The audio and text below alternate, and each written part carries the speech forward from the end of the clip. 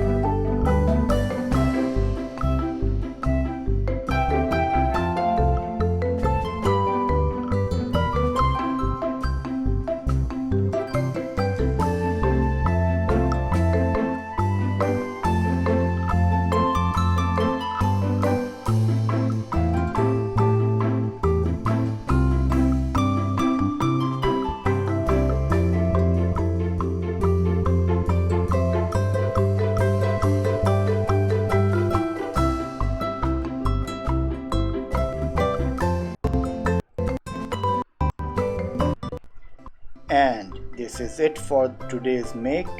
I hope that you have learned something. Thank you very much for staying tuned throughout the video. Please don't forget to like and subscribe this video, and I look forward to seeing you all in the next session. Take care and happy learning.